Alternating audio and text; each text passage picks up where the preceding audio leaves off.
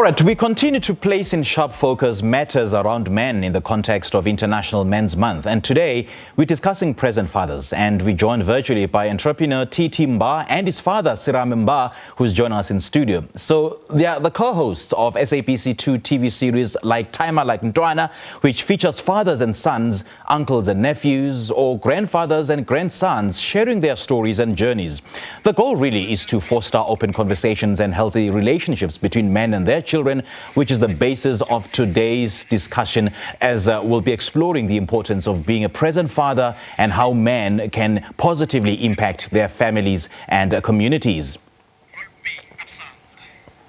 We've got a father here, like he's a successful businessman, and he's got two sons. There's one who's differently abled.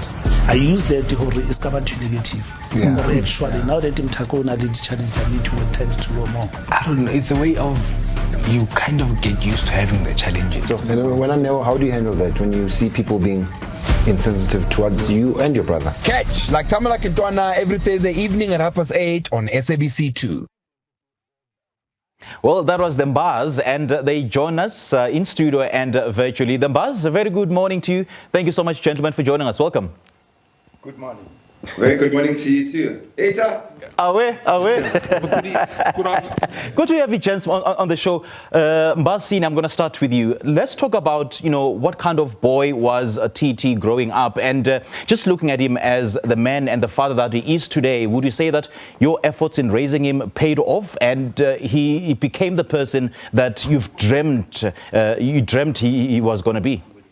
Yes, in direct response to your question, he was a naughty boy. But I love the honesty, though. I love the honesty. But with time, he really changed. Yeah. To be really what he is. Right. And I couldn't have asked for a better son. Yes. True. Yeah. Well, Titi, let me also rope you in. I love your father's honesty.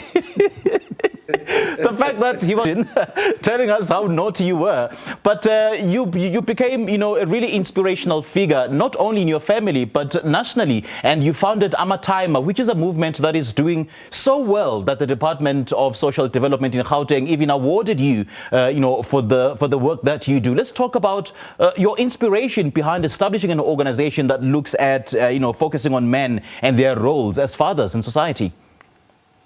So firstly, good morning, Simpiwe, and good morning to all the SABC viewers. So Tyma Brotherhood Circle was established in 2020 during the height of COVID. I found myself having different discussions with different men and friends of mine about, our wellness challenges during this time. I think lockdown really, unlocked a lot of, things about ourselves that we never knew, such as wellness, our state of mental wellness as black men is something that we've been denying for the longest time. Yeah. And, through it, we were able to have those frank conversations. And I thought to myself, let me create a bigger platform for us men to be able to engage amongst ourselves when it comes to challenges around our physical wellness, mental wellness, and of course, financial wellness. I think, men don't like to talk about money. The minute you talk to men about money, their ego comes into play. So I thought, let me start a brotherhood circle where we can actually have those robust conversations, especially when it comes to the scourge of gender-based violence. Right. And what are some of the specific challenges that men face, when trying to balance work, personal growth and family? I think one of the greatest challenges that we face as men is the fact that, we are expected to protect, we're expected to provide and expected to love, but no one is giving us the love that we are giving. You know? And I think it's one of the biggest challenges that we are challenging our partners, women, and everybody around to say, men actually do also have feelings. This whole notion that indota aikali is something that is actually, we need to change in terms of our thinking, and we need to unlearn. And through these conversations that we engage on with different men from all walks of life, by the way, men who are single, married, divorced, and widowed, we actually get to understand that we all have challenges that are different because we come from different backgrounds, but similar in so many ways. Right. Dr. Serame, how do you define a positive role model for children, and how can fathers embody this in their everyday lives? Look, well, I really personally would like to see it as an educational trip. You know, when I was there as a father and Tato and the sister were growing up, the mindset was certainly more different than it is now. And that mindset, I believe, has got to change. Yeah. Certain things need to change, because if you rebuke a child by beating the child up, the stubbornness still remains in them. So I really believe that change, and I believe I've changed in terms of what should happen now. Yeah. Thank you. Can you share a story with us, Ntate Serame, on, about a moment when you felt like you really made an impact as a father? Yeah, look, the belief out there as a father that was strict at the time, there was that belief that it's actually a cultural thing. Yes. I want to set up growing my son exactly like what my father did to me when I was growing up, But with time, as I said earlier, there's got to be a change, because it didn't really achieve much of a good, positive result. So that's a lesson personally I've learned.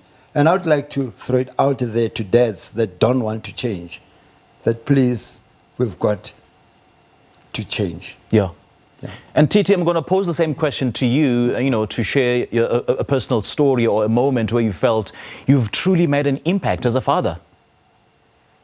Well, I think for me, just by virtue of creating a show that I can co-host with my dad is impact enough. There's no show like this in the world where a father and son duo get to actually engage with other fathers and sons, uncles and nephews, grandfathers and grandsons on topics that really resonate with men in terms of their wellness. And for me, it's a great achievement. And I also like to implore the SABC for being such a responsible broadcaster and allowing us to have these conversations. If you look around, there's not too many shows that address issues around men and boys from a positive point of view. It's always the negative stuff.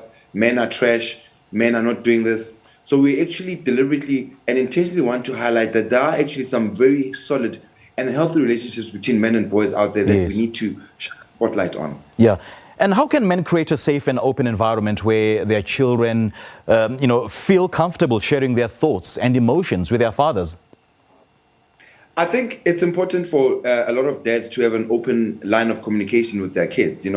I think we need to, obviously, like my dad said earlier on, change the way we've been taught and unlearn a lot of things. So, for example, having frank conversations with the girl child about a menstruation from a father's point of view is something that's almost unheard of.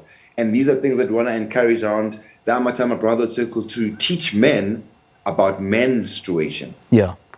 Serame, are there any generational differences in how fathers approach communication with their kids today compared to your generation and even previous generations? Yes, definitely. It's quite big, because during my time with my father, I could actually talk in the same room with my father. And that was actually a disaster. Sure. But, having seen that happen, again, I want to repeat, it was definitely a learning curve for me. It introduced a mode of change in myself, my attitude, and how I should actually communicate with my son, to bring him closer to myself in terms of that understanding and building that relationship. And I would like to say, fathers must really begin to adopt the type of style in their son's upbringing. Yes. Indeed. And you're making a very valid point. And the mistake that most fathers make is they tend to cross the line in terms of instilling discipline. They overdo it to a point where they instill a cloud of fear.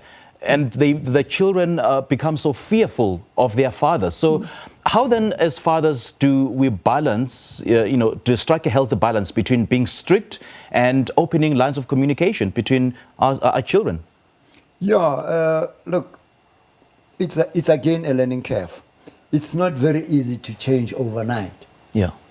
But learning to accept the fact that by being over strict, as I said earlier on, and beating up your child doesn't really bear positive results. Yeah. He can actually get worse.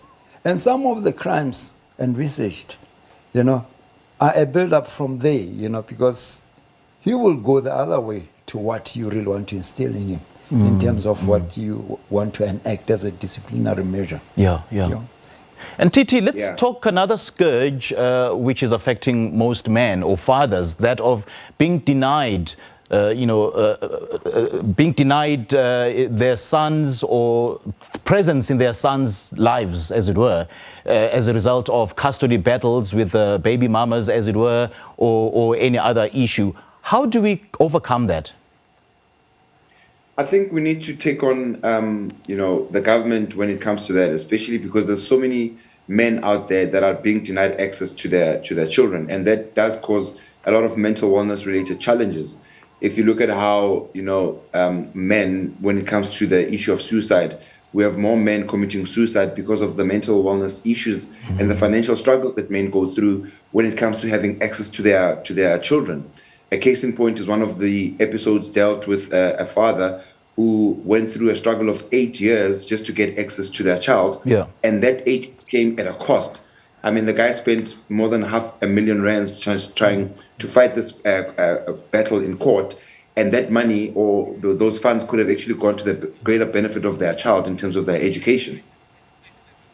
All right, gentlemen, lovely chatting to you, man. And we love the work that you're doing. Keep on keeping on, man. We really are inspired, eh? Thank you. Thank you Thank very you so much. much. And also thank you again to the SABC for being such a responsible broadcaster and allowing such programs that are actually building our communities one family at a time, one father at a time, one son at a time. All right. Can I bring my father on your show? Me and my father. Yes, yes, sir. Please, season two. In fact, we want to definitely invite bring your more. father. I know he's watching right now. Brad Jimmy, you heard it. The invitation is open to you, man. All right, that was TT Mbha and his father, Serame Mbha, helping us explore fatherhood and the relationships between men and boys, and just how men should trigger frank conversations between fathers, sons, uncles, nephews, and grandfathers and grandsons. The goal really, is to build a nation of good men by discussing topics such as absent fathers, role modeling, and family legacy.